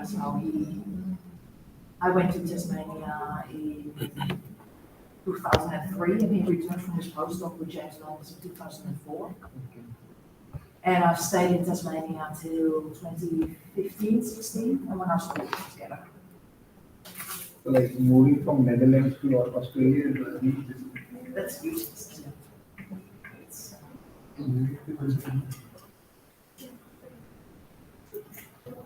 Yeah, I read a lot of his paper and your paper that time during PhD. I saw him once in this conference called Pacific Camp in Hawaii. Yeah. But I just saw him and I said hello.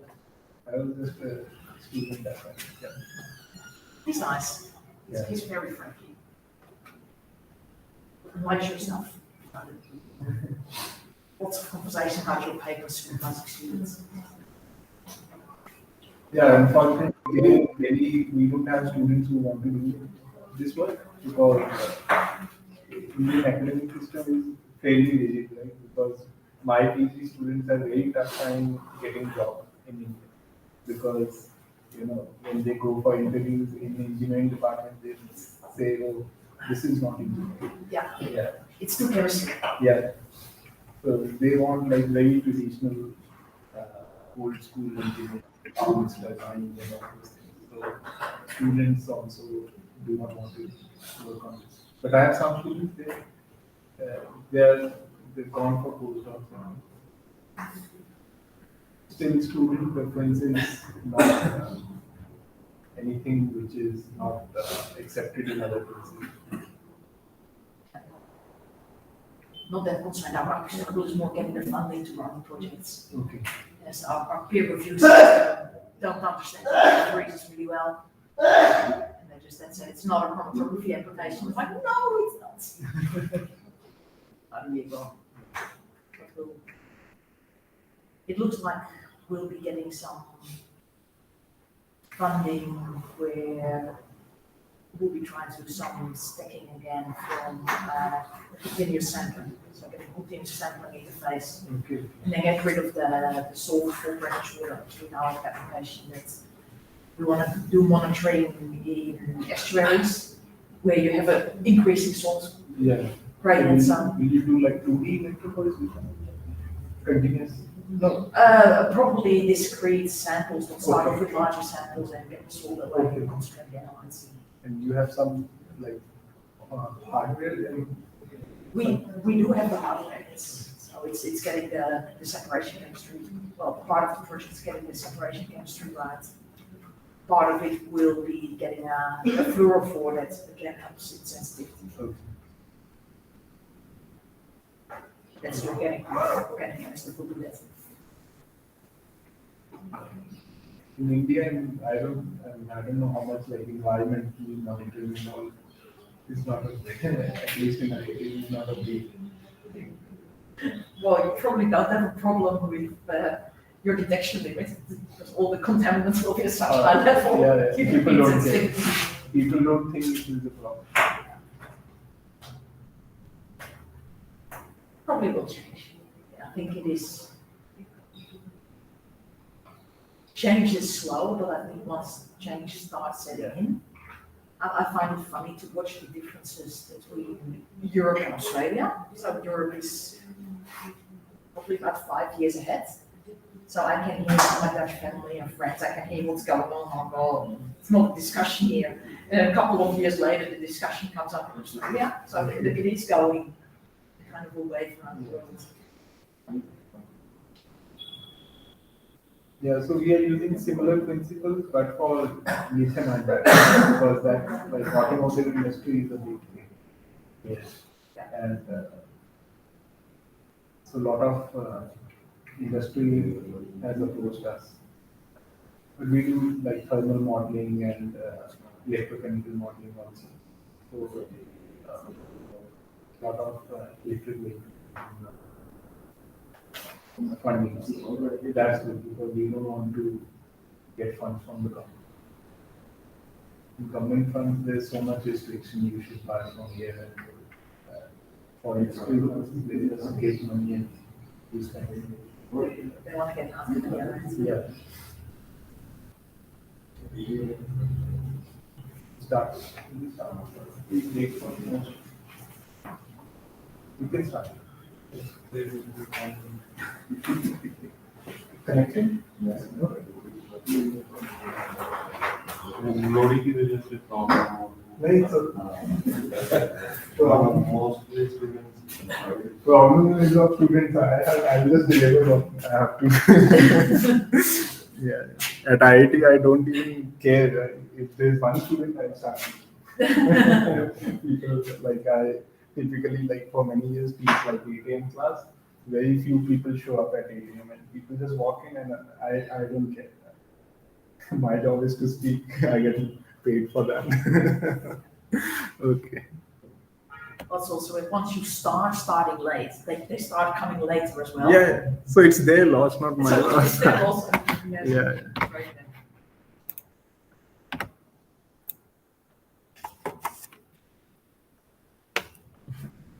Okay. Okay. So, okay. In this lecture now we go into more details of ITP.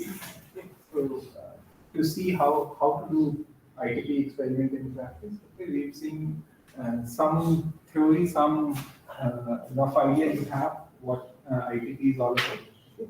But I'll try to skip theory part, just tell you, give more practical aspects and maybe tell you what is possible, what all is possible, okay, with ITP because of the audience. Okay, if the audience was more engineering oriented, I would have spent more time on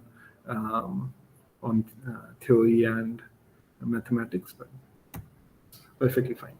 Okay, so the idea is that, in microfluidics, we have various things that you need to integrate various processes, right? So you want to let's say do you have a sample and you want to detect some analytes from that sample.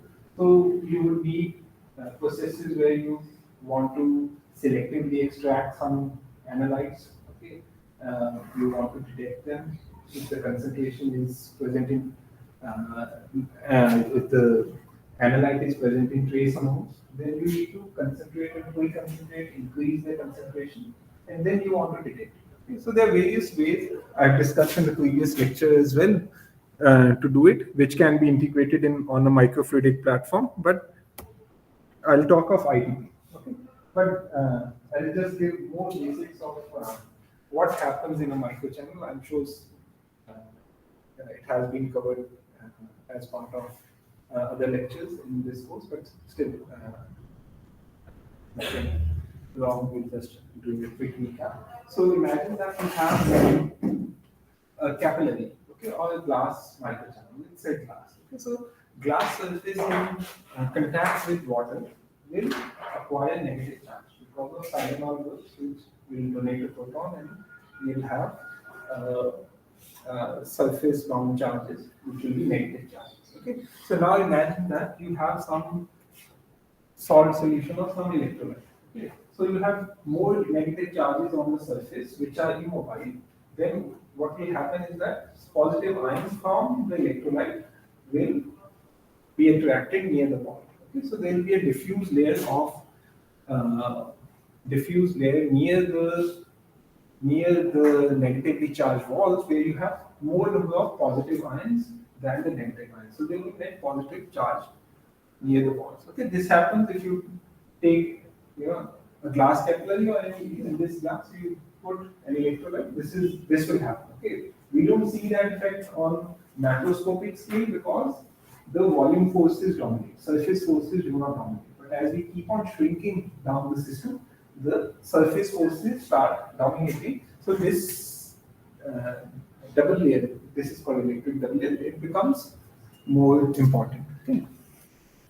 So what we have is there is a double layer of order tens of nanometers. Very close to the wall, you have net positive charges in the field. Okay, and this happens when you fill an electrolyte. There is no field at all applied till now. Okay. So now what happens if you apply electric fields?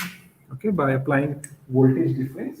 Okay, you can have transfer of ions and fluid. Okay, so let's first look at how fluid starts flowing.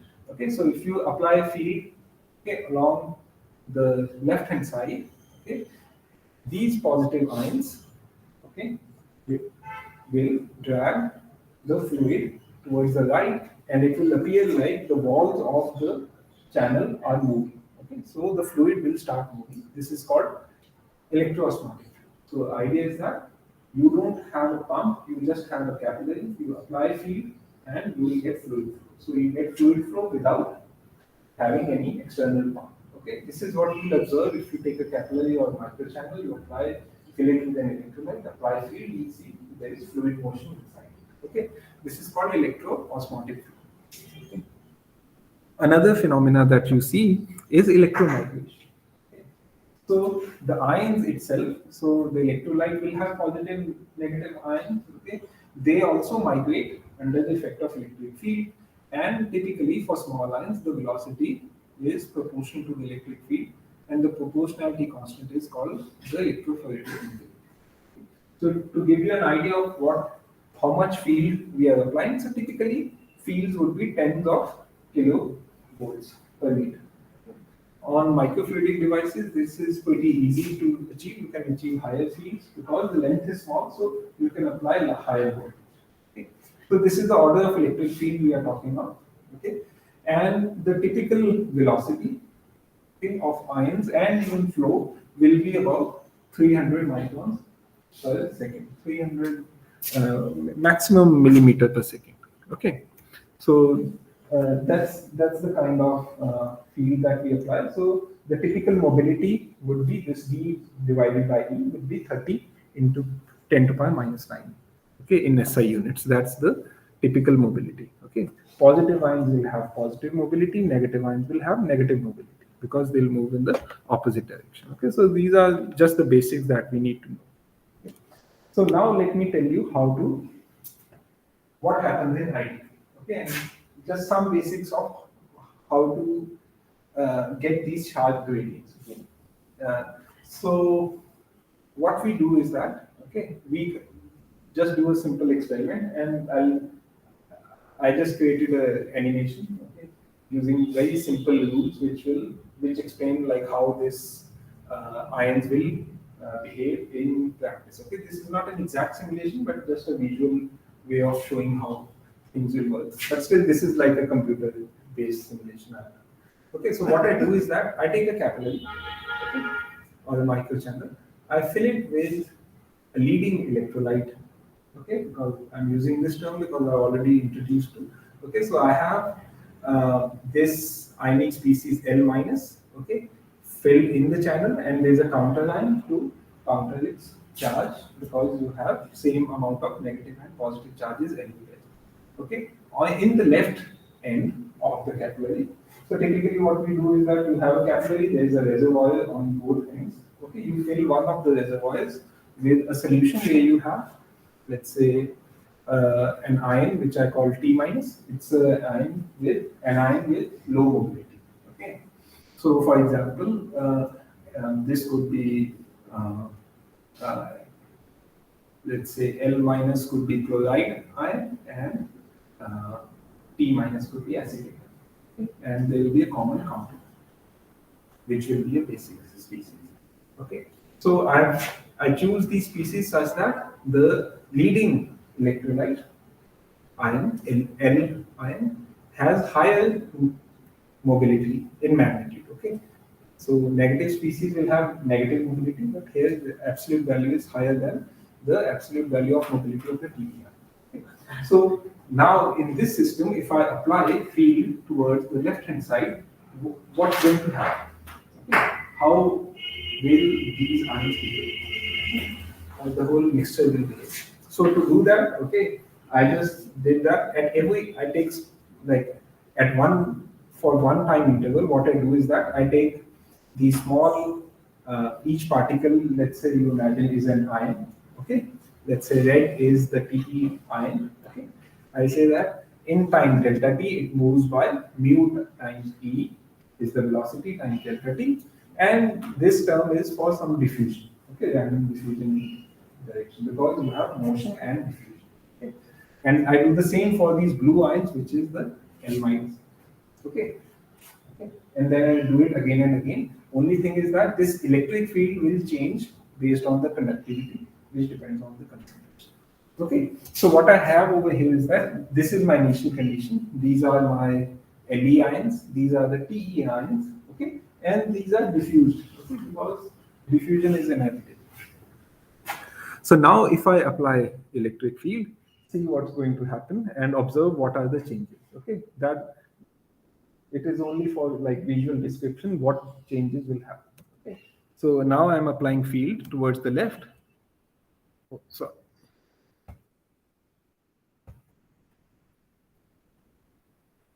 okay, see what is the difference.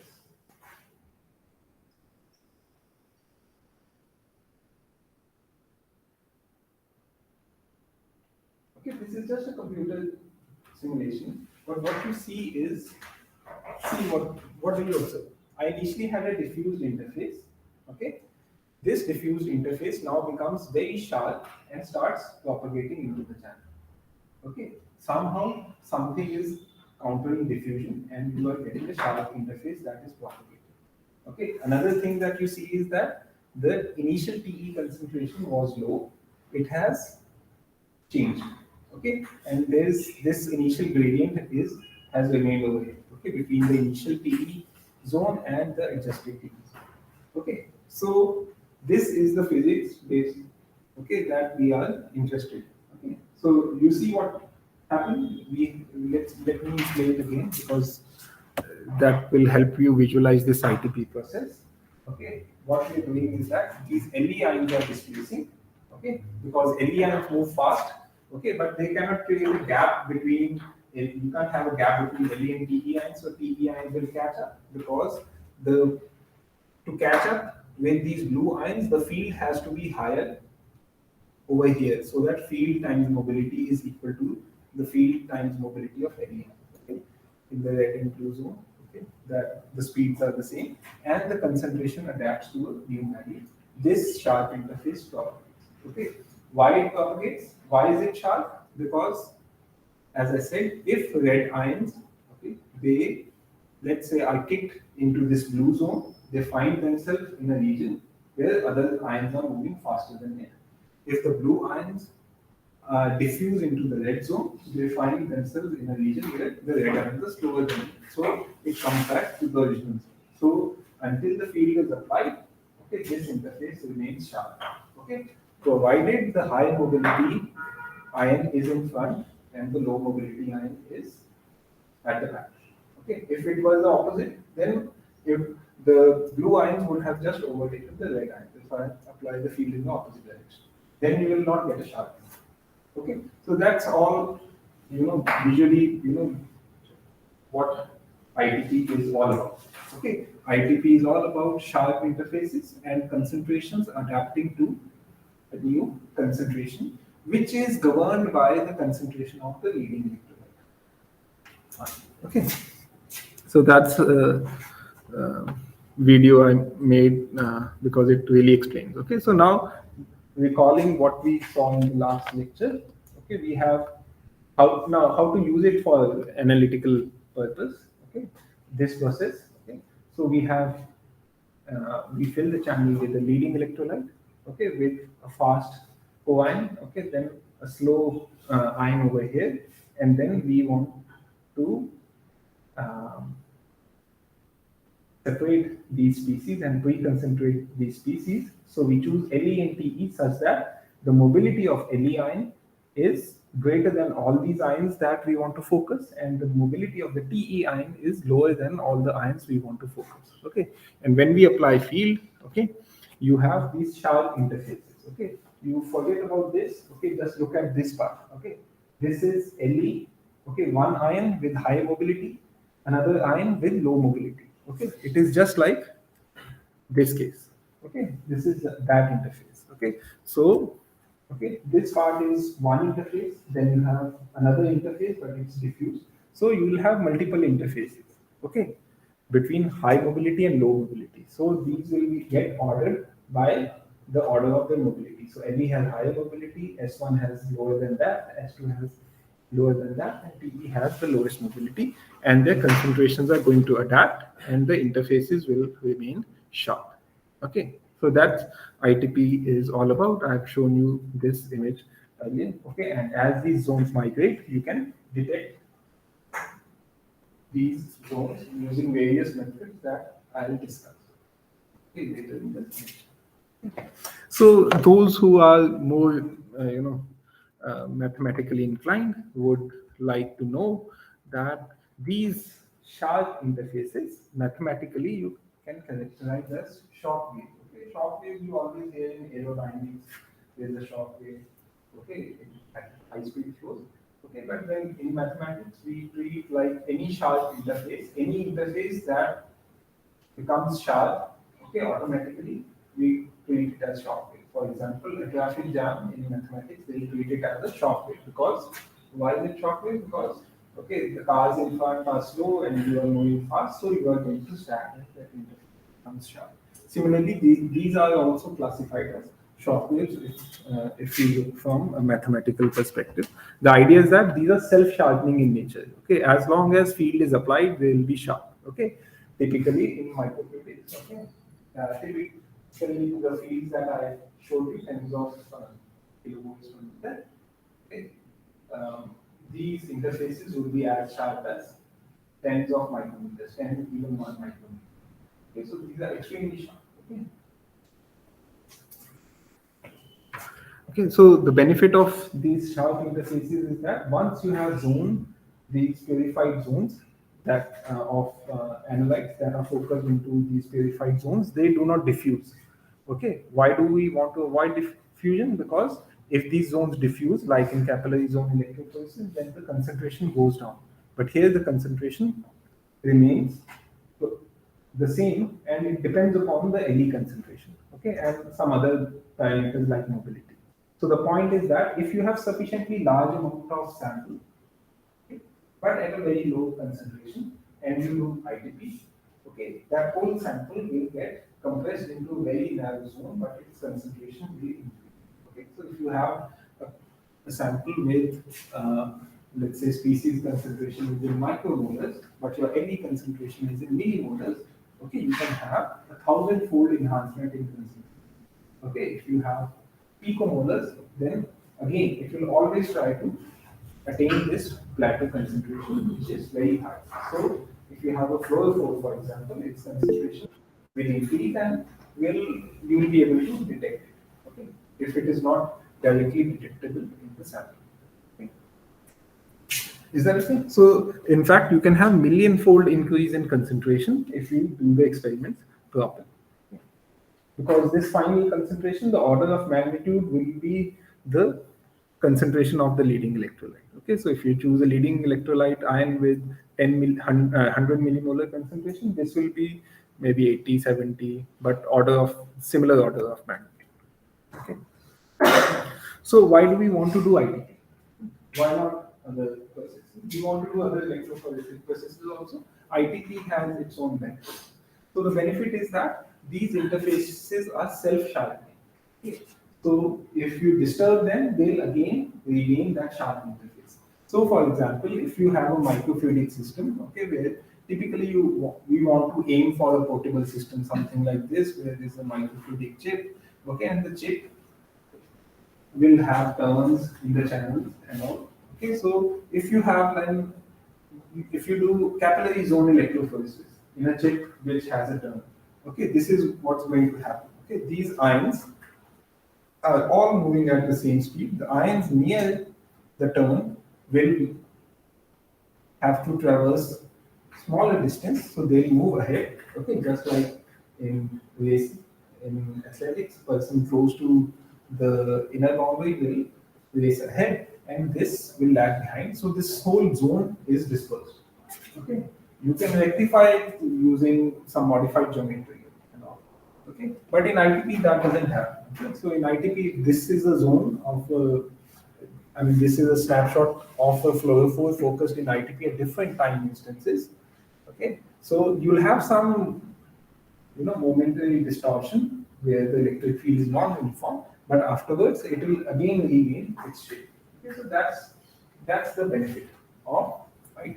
Okay, so in other words, it's very robust. Okay, you have any disturbances, you stop the experiment and you restart, and again these zones appear. Okay. That's really interesting. Then, as I said, it has very high sensitivity because you can pre-concentrate, you can increase the concentration of species. In zone electrophoresis, the concentration is always going to go down because of diffusion, but here you can increase and maintain at that level. Okay. So that's the benefit. I'll come to the drawbacks also, okay, because you can't just have only benefits. Okay. So, and ITP has a long history. I mean, it's not that it's a new technique. It's hundreds of 100 years old at least.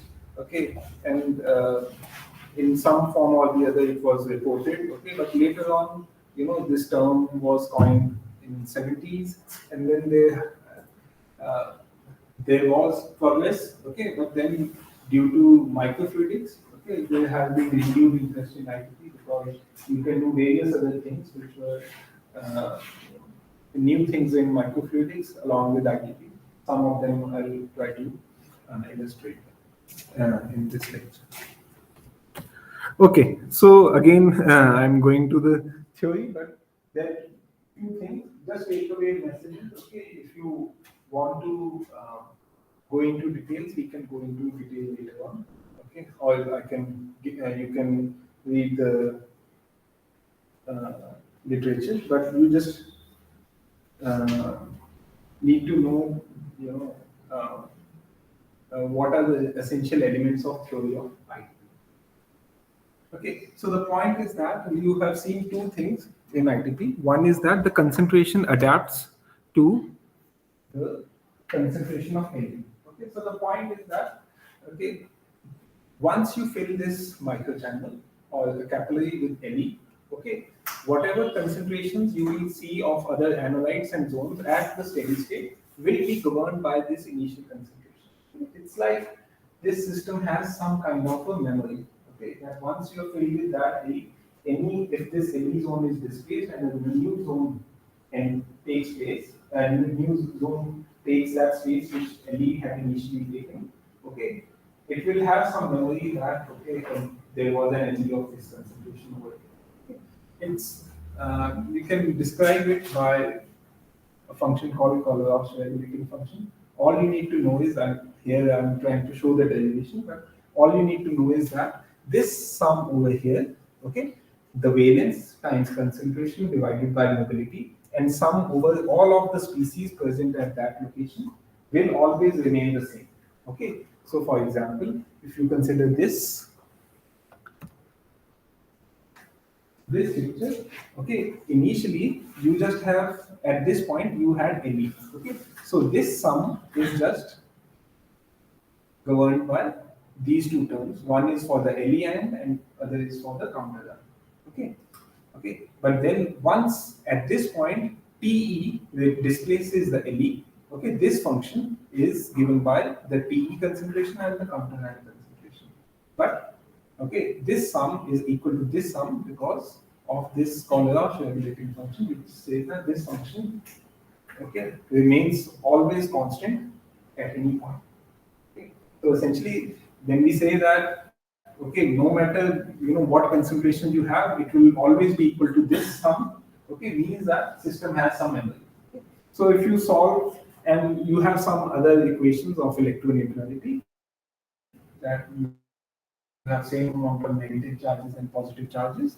Okay, so here Z denotes the valence and mu the mobility. You can work out and do some integral to show that the concentration of the TE is proportional to the concentration of the NE. And with a factor which depends on mobilities, but typically mobilities of similar order of magnitude. So the concentration of TE will be less than the LE, but of the similar order of magnitude. Okay, so if you start with a very low concentration of TE or the analyte, okay, and you have a sufficient amount of it so that it focuses into the plateau, okay, it will try to adjust to the level of any concentration. Okay, not the exact value, it differs by this factor. Okay, that is the main thing in ITP. Okay. Another point in ITP is that this interface remains sharp. We can show it in through mathematics. There is no need to look at it okay, over here. Only thing is that this sharp interface will form when you have a fast ion behind the low mobility ion. A fast ion is in front of slow ion. Okay. If the fast ion is behind the slow ion, then that interface will disperse because fast ion will just overtake the slow ion. In that case, these interface or let's say concentration of LE will just disperse. Okay, you will not get that. Okay. Okay. Another point is what is the speed of this interface? Okay. The speed of the interface is, let's say you have interface is over here at a later time it moves downstream. Okay, the speed of the interface is just the speed of the LE ion and the TE ion in its own zone. Okay, so LE ion in its zone has a speed of mobility times the electric field in that zone. Okay, electric field in that zone is current density over the conductivity of LE.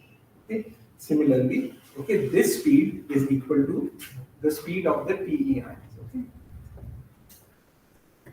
in their respective zone. So what happens is this, okay, so in LE zone, LE has higher mobility, okay, but the conductivity is higher, so field is lower.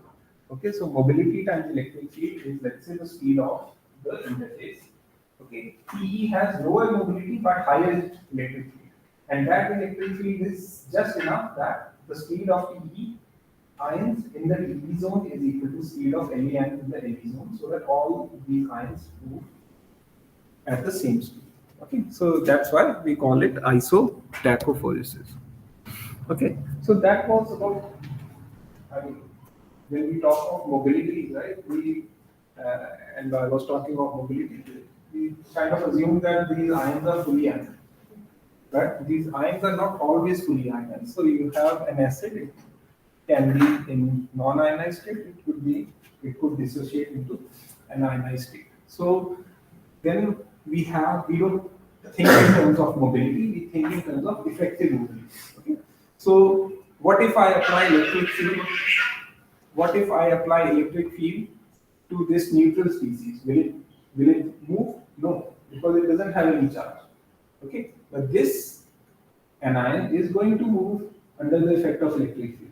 Okay, so imagine that this acid is partly, let's say, half of it is in this state and half of it is in this state, depending upon the pH. Then the mobility will be what? It will be half, because you are just getting net motion because of the ionized part. Okay. So by changing the pH, we can vary the mobility. Okay. We call this as effective mobility. Is that okay? Okay, because you can think that the effective charge on the total species has reduced, if you want to think in that fashion. Okay, so but other than that, mostly the speed of ITP zone is mobility times the local electric field. Okay, ITP conditions you can elaborate further for weak electrolytes. The idea is that if Le ion enters the analyte zone, then its speed should be higher than the analyte. Analyte enters the Le zone, its speed should be lower than the Le zone. Le zone. Basically, the faster ion should always be fast. The slower ion is always slow, and the intermediate velocity ion, speed mobility ions, are always have velocity in Le. Is that okay? But the basic physics you can understand just by looking at any one interface, because if you hide this part, this is just Le and Tp. If you hide this part, this is Le and Tp. Okay, so each interface you can consider it as a sharp interface between a high mobility and ion and a low mobility. Okay. From simulation, although you've seen that it takes a while to get this state, but once this state is achieved, you can see. So this is how a typical experiment would look like. I've shown you this simulation earlier also. So you have Le, you have Te, and you have various analytes. Initially we go through a transit where faster species is overtaking the slow species. There are mixed zones. If the mobilities are very close, then the mixed zones will persist for a longer time. And after a sufficient time, these zones have verified, and you have these distinct zones. Off and. Is that fine? The physics of ITP is clear. So sharp interfaces and a new concentration is the defining feature of ITP. So now if you want to do an ITP experiment, how would you plan an experiment? So of course, to do any experiment, you need to have some idea of, some information of what you want to do. So let's say you need to have, you don't need to know exactly the mobility of analytes that you want to separate, but some rough idea would be good. It comes with experience also when you do multiple experiments. But the main thing in ITP is that to design the electrolytes, to choose the right electrolytes, because it all depends on the electrolyte choice. Compared with zone electrophoresis and all, doing an ITP experiment is really straightforward, because even if the experiment stops in between, you apply the field, the zone will form. The difficulty that students face is the choice of electrolyte, because that needs some experience, or you also have simulation tools. But some thumb rules can help you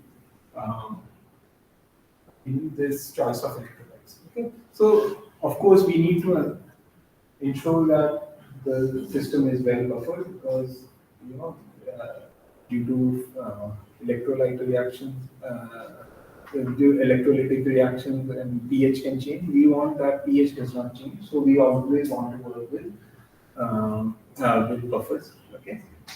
So what you do is that, let's say you want to do anionic ITP. Anionic ITPs, you want to do ITP of ITP separation and field concentration of negative species. Then what you need? You need an anionic Le ion and anionic Te ion. So a good choice of Le ion is a very fast ion. Faster than anything. So typically you just choose a strong acid, like HCl, okay, hydrochloric acid, okay, because chloride ion has very high mobility. Okay. Essentially, I mean, see, mobilities of small ions are always like 30 into 10 to the power minus 9 in SI units or 30 to 70. Okay, but HCl is a strong acid. Okay, so equilibrium will always be shifted towards fully ionized state. Right? So its mobility is always going to be high. So strong acids are a good choice for heavy ions. Okay, then you have to choose a counterreactant. Okay, so as we said, okay, there are various ways to design these buffers. But if you are just starting out, the easiest one is that you take a strong acid and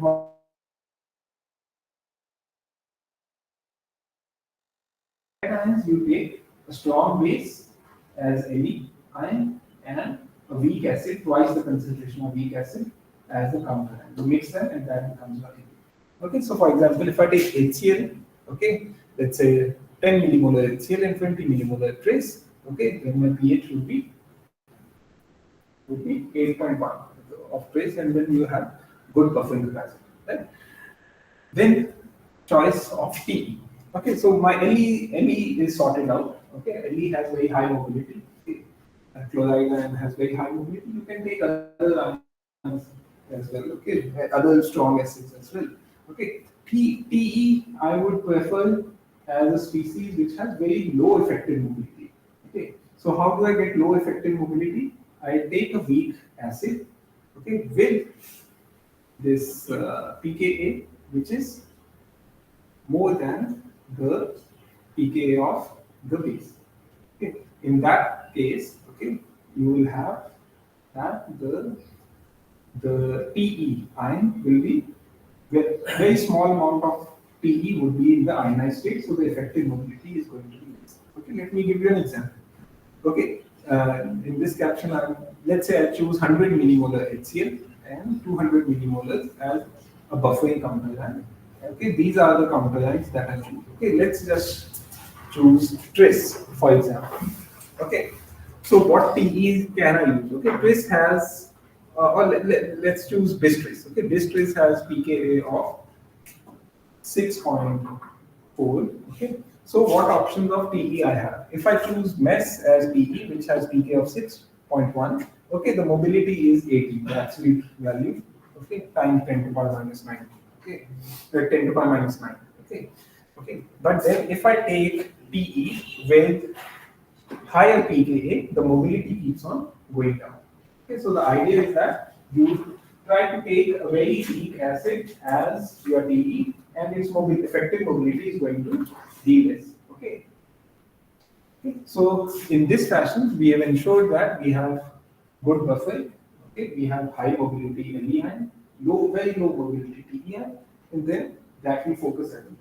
Okay, that you have in the sample. Sometimes you want to selectively focus or selectively concentrate analyte. You don't want to focus everything. Okay, that is in the sample. So you have to choose the TE so that some ions remain behind, and only those ions which have mobility between A and T will get focused.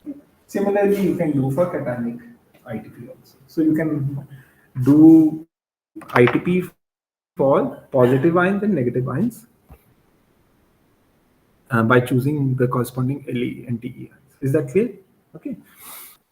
So only point to note is that we work with effective mobilities, not with the mobility values given in the table, because for weak electrolytes, effective mobility is what governs whether ITP is going to happen or not. So once I've chosen the electrolyte, we have to see what kind of detection methods we have at our disposal. Okay, so it again depends on the type of species that we have. Okay? If you want, you have a fluorescent species or a fluorophorus tag to the species. Okay? For example, or let's say you have nucleic acid, and then you have these dyes that will integrate, and you will have, let's say, this cybergreen dye with nucleic acid, will integrate, and you can visualize. Okay? Or you have autofluorescent molecules, or you tag your proteins. Okay, so In that case, you can just use fluorescence detection because the direct detection has the highest sensitivity. Okay, you can detect with direct fluorescence-based detection. You can have very high detection sensitivity. Okay, you can easily detect species with initial concentration less in picomoles. Okay, for example, in this experiment, okay, what I have done is that we've focused one fluorescent species, okay, fluorescein in this case between Le and Te, and you see a very sharp band. Okay, we've done it in a microscope so that you see the whole structure of this one. Okay, so you see this very sharp peak. Okay, that is focused. Okay, if I stop the feed, it will just dissolve. Similarly, here I have a double-stranded DNA which we focus. Okay, it's being visualized with cyber vision. So this is standard microscope where you can do this, but you don't need a microscope to do IDP. You just need a point detector somewhere downstream over which this node will cross, and you can